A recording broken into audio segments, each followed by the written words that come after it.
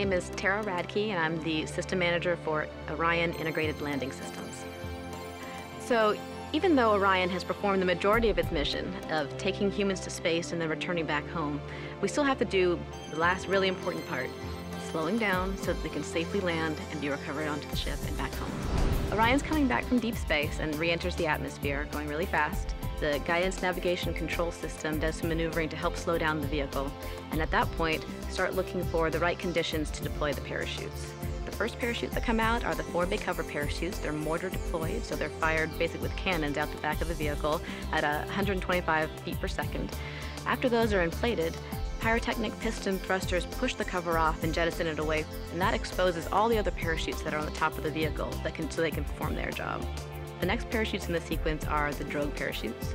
The drogue parachutes, again, are also mortar fired out into the clean air so that they can properly deploy, and they actually open in stages, so they slowly open up so that they don't have a hard force on the vehicle or on the parachutes themselves and damage them. At that point, we actually cut the drogue parachutes so that those parachutes are able to leave, and the next parachutes, the pilot parachutes, are able to deploy at that point.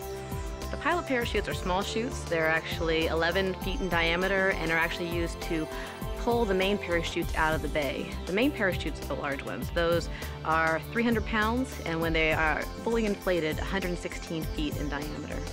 The main parachutes do the majority of the job of slowing down the vehicle. All three main parachutes deploy. They also open in stages to protect the structure and the parachutes and the crew on board.